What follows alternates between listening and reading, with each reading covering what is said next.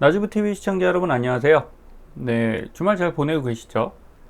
그래도 오늘은 좀 선선하네요. 이 더운 날씨에는 아무래도 힘이 좀 드는 것 같습니다. 그래서 웬만하면 에어컨 안 틀어야 되는데 너무 더워서 좀 틀면서 뭐 이럴 때 누려야죠.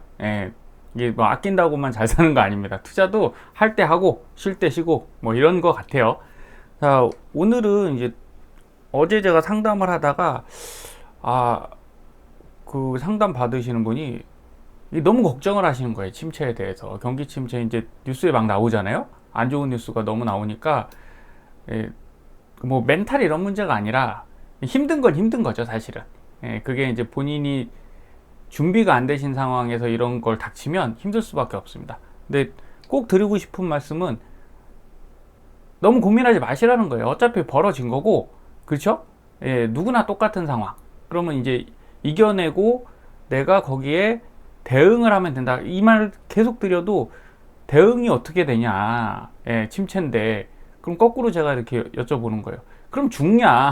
경기 침체 오면 죽었냐? 우리 IMF 때 그 다 못 살고 죽었고 금융위기 때 다 죽었냐? 그랬더니 그렇진 않죠. 이렇게 격하게 표현해 드려야 또 이렇게 확 와닿아 하시더라고요. 여러분 안 죽습니다. 절대 죽지 않아요. 그럴 때도 적감해서 현명하게 하면 돼요. 그래서 지금 뭐 이런 상황, 중국 성장률 곤두박질 전망, 최근에 또 중국이 금리 인하하면서 주가가 바닥 쳤다가 또 올라오는데 이런 뉴스가 또 나옵니다. 그리고 미국 그레이트 스텝 가능성 1.0, 참 말은 잘 붙이죠. 사실은 뭐 금리 올리는 거 이런 건 과거에 없던 일이긴 한데 거꾸로 과거에 이렇게 유동성 풀린 적 없었죠. 그러니까 어쩔 수 없이 오는 거예요. 그러니까 이거를 과거랑 너무 이렇게 결부지어서 하시면 진짜 멘탈만 갑니다. 그렇다고 죽지 않는다. 이게 제일 중요한 포인트죠. 우리가 끝까지 가져가면, 끝까지라는 게 뭐 100세, 110세 이렇게 갖고 가실 거 아니잖아요. 5년, 10년 가져가는 건 어려운 문제 아닙니다. 여러분 집 사셔서 5년, 10년 가져가시잖아요. 주식도 똑같이 생각하시면 됩니다. 미국 물가 쇼크에 긴축 우려 재점화, 이거 다 있던 얘기고, 폭주하는 금리 당연한 겁니다. 안 했으니까. 지금까지 이거잖아요. 내일 계약인데 지금까지 일기 하나도 안 썼어요. 방학 숙제 하나도 안 했어요. 그럼 어떻게 해야 돼요? 밤새야 됩니다. 그래도 다 못해요. 그러면 여러분 안 하고 가실 거예요? 방학 숙제는 안 하고 가실 수 있는데 왜 주식에선 그냥 들고 못 가시냐는 거죠. 하락하면 못 견뎌 하시는 분들이 꽤 많죠. 이제는 견디셔야 됩니다. 분명히 말씀드리는데 팔고 나가셨을 거면 벌써 1월달, 2월달에 다 기회 있었어요. 근데 그때 못 가셨으니까 지금은 끝까지 가셔라. 그러다 보면 진짜 좋은 일 있을 겁니다. 그리고 이제 뭐 부동산도 뚝뚝 떨어진다고 하니까 제가 요새 부동산 상담할 때 말씀드리거든요. 부동산 있는 분들이 떨어져서 주식만큼 걱정하실까요? 안 그래요. 얘기해보면 걱정은 돼도 어차피 내가 가만히 있으면 5년 10년 있다 오를 거다 이런 확신을 갖고 계시더라고요. 그 내용에 대해서는 뭐 우리가 디플레이션이 오고 뭐 이렇게 됐을 때 어떻게 될 거냐, 이 전망은 나중 문제죠. 지금은 어쨌든 중요한 건 그겁니다. 확신만 있으시면 된다. 근데 집은 그렇게 걱정 안 하시잖아요. 주식도 그렇게 걱정하실 필요 별로 없습니다. 자, 주가는 두려움의 벽을 타고 오른다. 6월 증시는 월가의 격언을 새겨라라는 뉴스 기사가 있었죠. 6월에. 맞습니다. 이건 전 공감을 해요. 지금은 두려움의 벽을 타고 오르고 있는 상황이고요. 이렇게 최악인데도 나스닥 조금씩 오르고 있죠. 그러다가 또 떨어질 수 있다고요. 이게 제가 마지막 한 방 계속 말씀드리잖아요. 마지막 한 방이 힘든 건데 이걸 또 견디고 나면 또 좋은 때가 옵니다. 한 번도 그러지 않은 적 없어요. 자, 우리가 거시지표 제가 많이는 안 봐도 꼭 보는 게 있죠. 여러분들도 많이 들어보신 거니까 한 번만 체크하고 가겠습니다. 자, 장단기 금리차 10년하고 2년 만기 국국채 금리가, 여러분 이게 장단기 금리 역전, 장기 금리가 단기 금리보다 높아야 되는데 불안 때문에 심리가 위축된 거죠. 길게 못 갖고 있겠어. 나는 그냥 짧은 거 갖고 있을래. 그래서 오히려 2년 만기 국채가 더 올라가는 현상이 일어나는 거죠. 그러면 금리가 이렇게 마이너스로 갑니다. 근데 우리 마이너스 간 것만 보시잖아요. 근데 한 단계 더 업그레이드 하려면 이것만 보시면 안 되고 그 뒤에 움직임을 보셔야 됩니다. 패턴을 보셔야 돼요.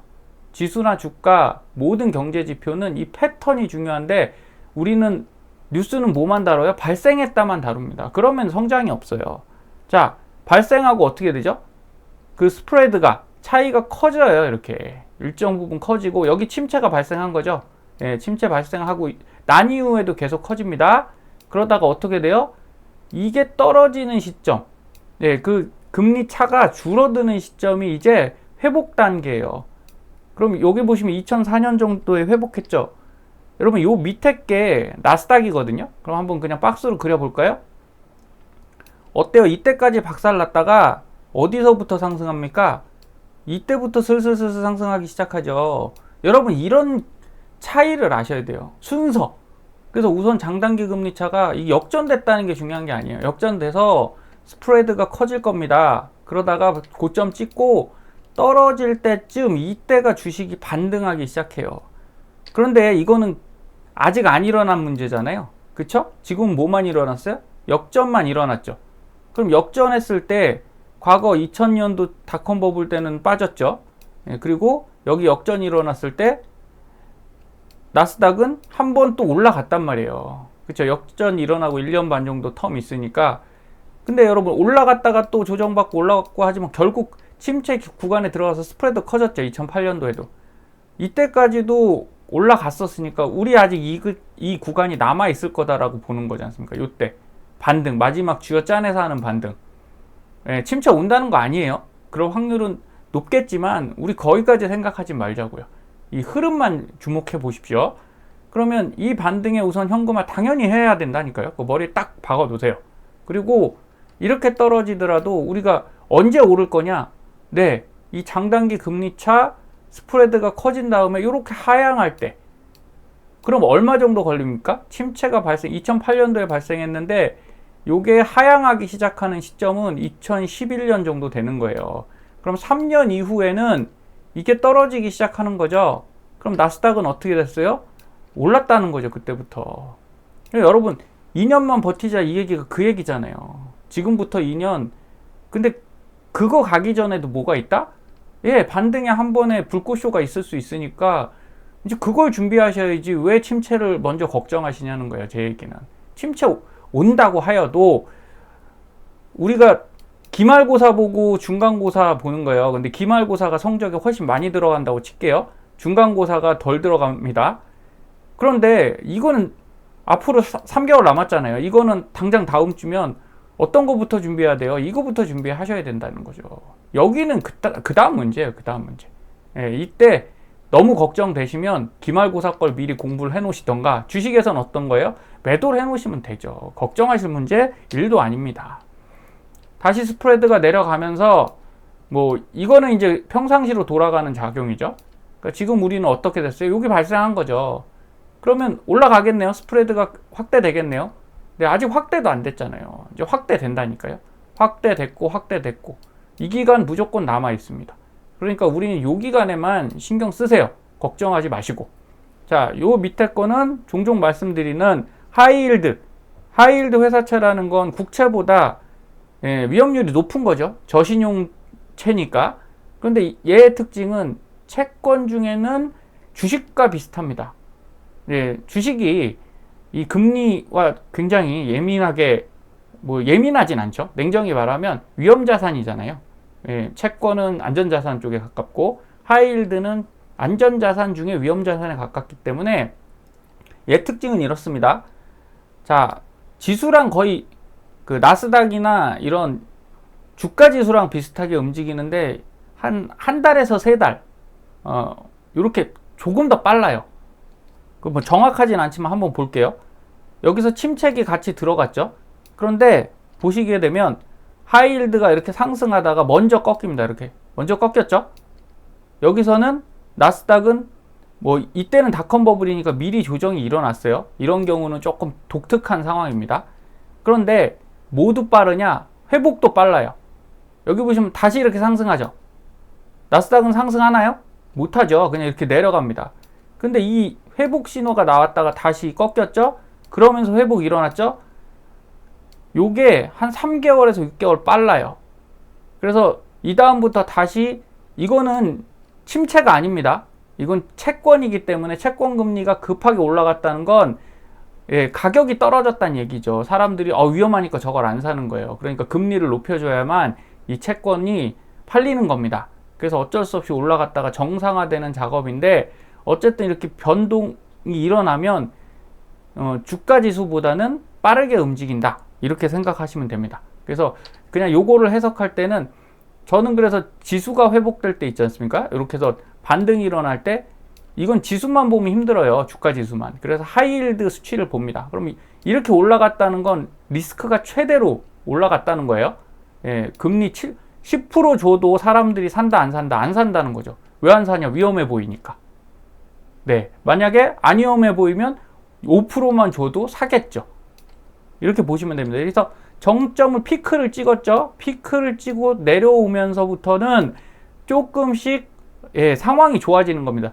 이렇게 안 사던 게 팔리기 시작하는 거잖아요. 조금씩 팔리는 거죠. 그건 경기가 좋아진다는 신호예요. 그래서 이렇게 내려와 보면 이렇게 올라가기 시작합니다. 그때. 그래서 제가 이 지표를 계속 보셔라 이런 말씀 드리는 거예요. 여기서도 어떻습니까? 피크 쳤죠. 피크 치고 내려오기 시작하는 침체 한 중간입니다. 이때 보면 어때요? 내려오기 시작할 때 나스닥이 다시 올라가기 시작하죠. 지금 여긴 어떻게 될까요? 2020년대는 피크 쳤죠? 마찬가지로 주가지수 내려왔다가 하향하는 걸 보면서 얘가 올라가기 시작했죠. 마찬가지일 거라는 거예요. 지금 요만큼 올라갔죠. 이 하이힐드 스프레드가. 그러면 피크 안 쳤잖아요. 피크를 치는 가는 기간 동안 한 번에 이렇게 갈 수도 있지만 이렇게 갈 수도 있어요. 올라갔다가 이렇게 내려왔다가 이렇게 조정받고 다시 한번 올라가는 그런 구간을 우리가 보게 될 테니까 걱정하실 필요 없고 이런 걸 잘 지켜보시라는 거죠. 괜히 자이언트 스텝이네 빅 스텝이네 몇 번 하네 이거 벌써 일어난 거고요. 이거 갖고는 여러분 추세 파악 못합니다. 그래서 이 하이힐드도 요거 그 패드에 인터넷 자료에 다 나오는 거니까 요거 한번 주시해 보세요. 그래서 이거 꺾이는 선 요게 중요합니다. 나중에 꺾일 때 제가 알려드릴게요. 근데 아직 올라도 안 갔다 이 말씀을 드리는 거고요. 자, 미국채 시장 수익입니다. 10년물 미국채 시장 수익률. 자, 그럼 어떻게 움직여요? 정리해 볼게요. 장단기 금리 차는 스프레드 확대하다가 떨어질 때, 그쵸? 그다음 하이힐드도 올라가다가 떨어질 때, 이때부터 주가가 먼저 반등하기 시작하는데, 이때는 확실한 반등이다 아니다? 아니다. 조금씩 올라가는 단계. 그럼 언제부터가 확실한 반등이겠냐?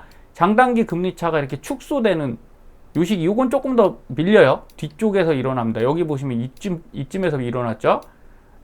요때가 이제 일부 반등이 아니라 추세적인 상승으로 가는 시기다라고 판단해도 된다라는 거예요.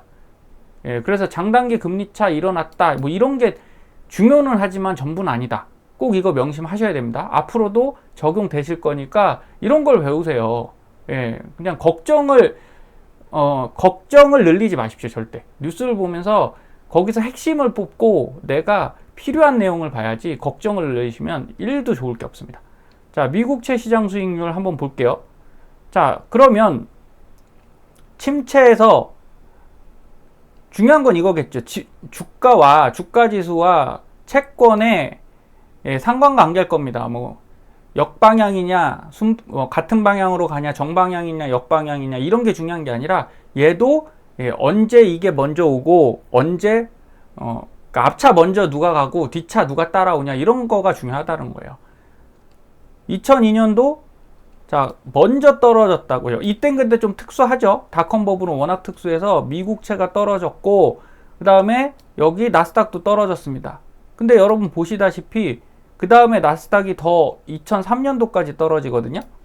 여기서도 3년도까지 떨어지는데 이 앞부분은 잘 안 나왔죠. 이때는 이 지수는 올랐어요. 근데 국채는 여기서도 더 떨어졌습니다.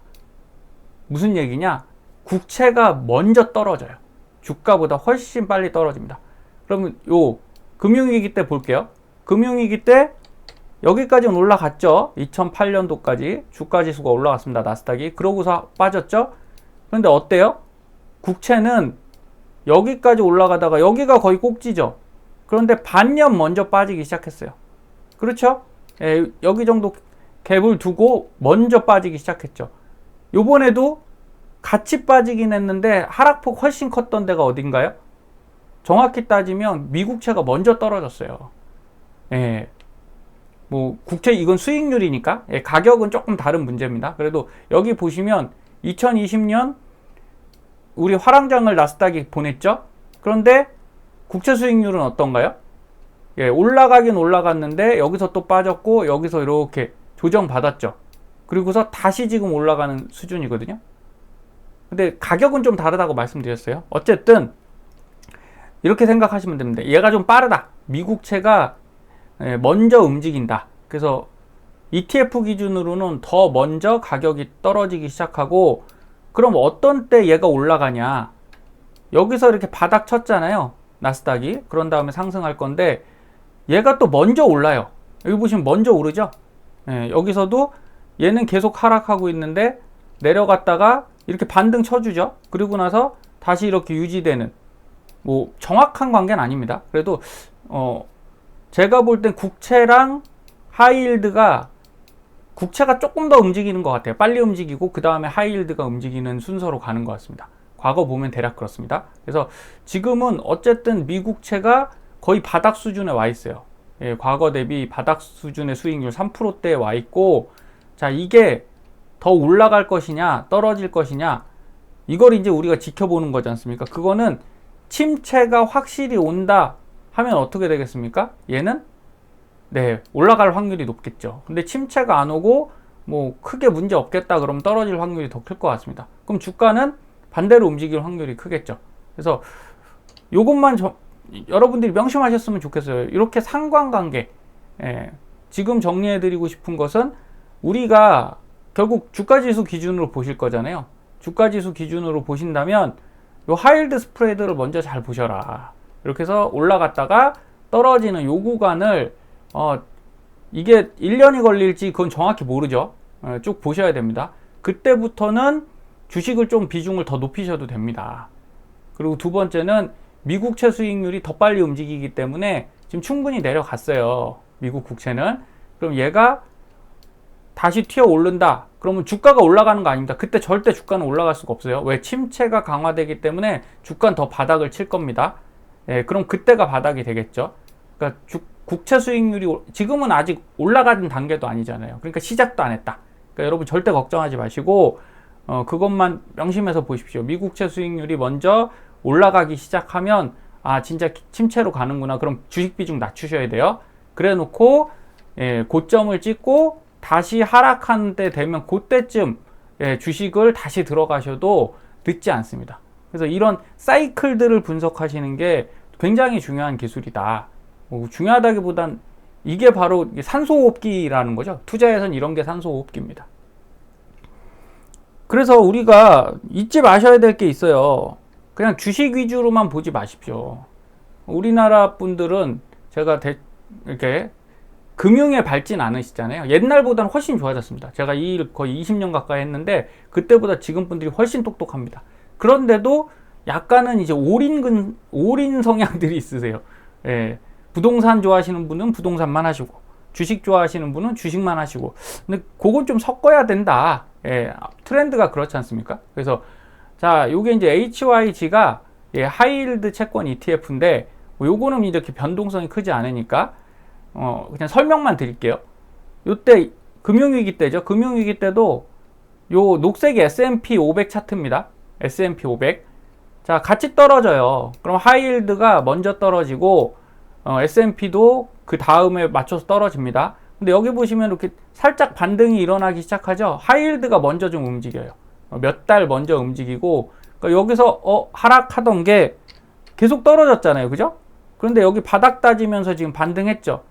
그럼 S&P도 여기서 한 달 정도 지나고 두 달 정도 지났나? 그 다음에 따라서 올라가기 시작했습니다. 그러니까 요게 바닥을 파악하는데 도움이 된다. 그냥 요 정도만 명심하시고, 자, 요 빨간 거는 이제 TLT입니다. 미국 국채 20년 미국 장기 국채죠. 어차피 장기 국채 ETF인데 보시면, 자, 이거 다 빠질 때 얘는 올라가지 않습니까? 그죠? 그리고 수익이 나고, 근데 이 수익이 무시할 만한 수익이 아니라는 거예요. 여기 이렇게 보시면 34%입니다.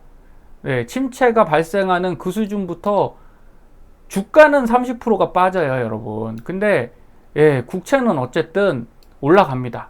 물론 지금 국채가 과거에 비해 싸다, 절대 그런 건 아닙니다. 이렇게 떨어졌는데도 비싸긴 한데 예, 돈은 어차피 순환 사이클을 갖고 있고 주식이 힘들면 어디로 가게 돼 있다고요?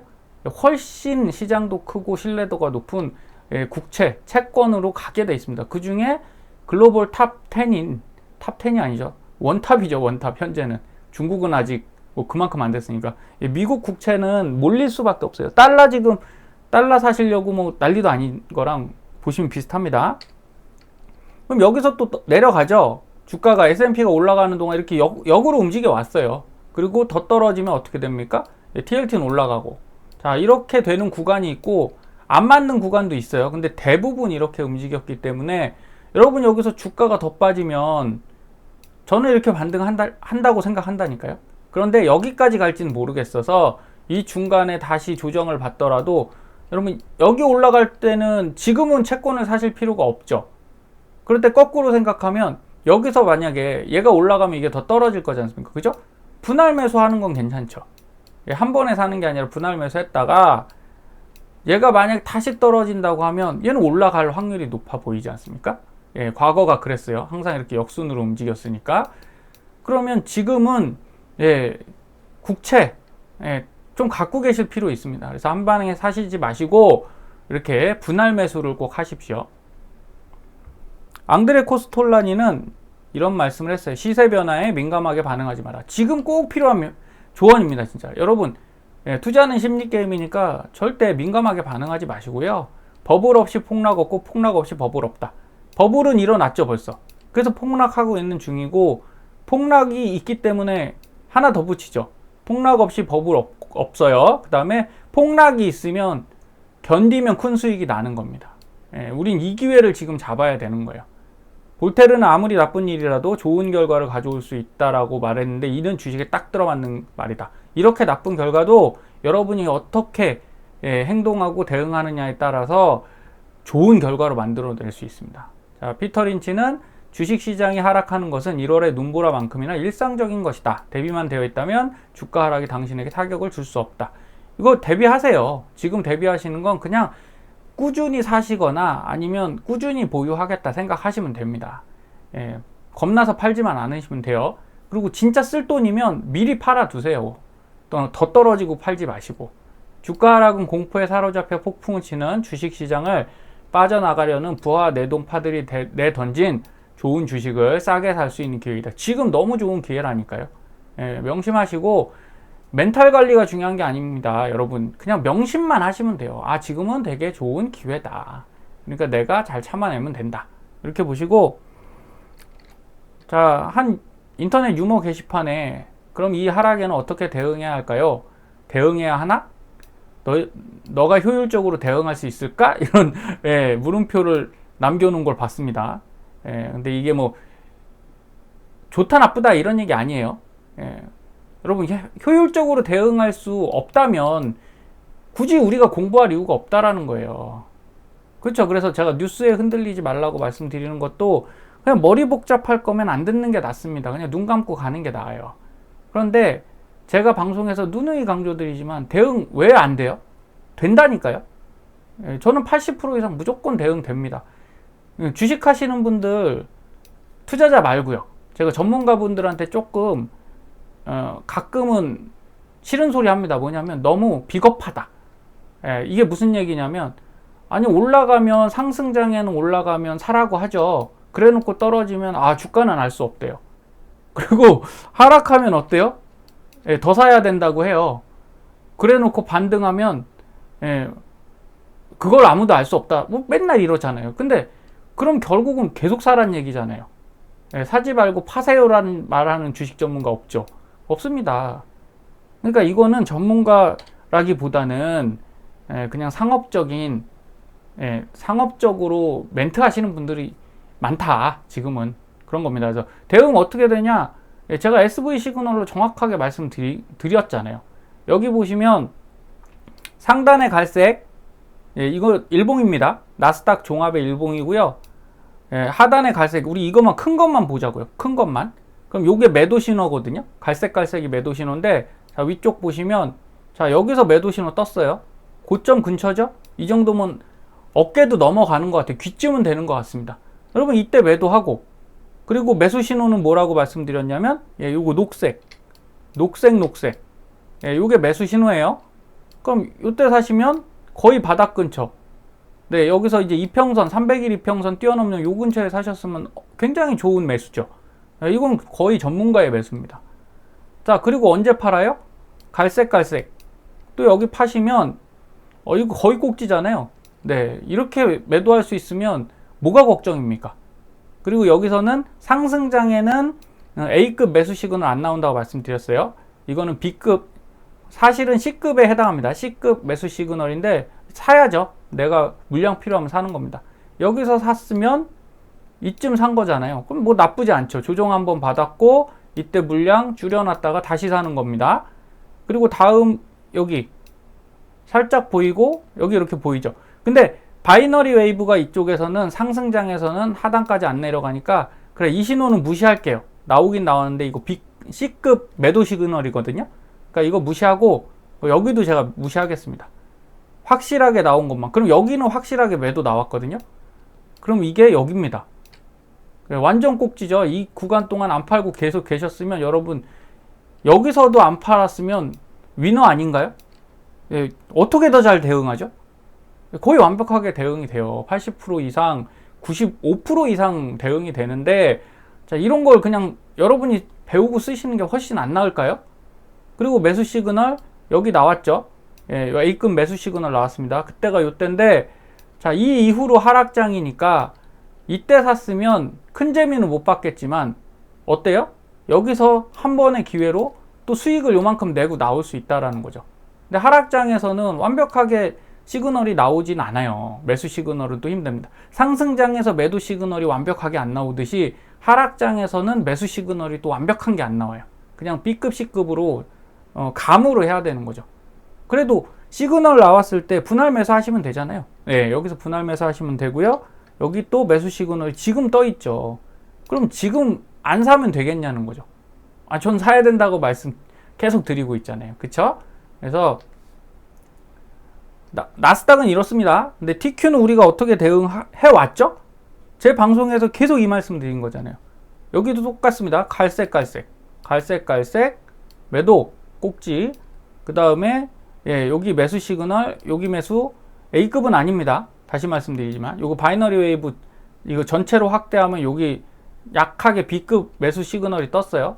그럼 이때 사고, 코로나 이전까지는 그냥 계산도 안 할게요. 그리고 여기 매도 시그널 나왔고, 여기는 이제 매수 시그널이죠. 매수 시그널 한 번 더 사래요.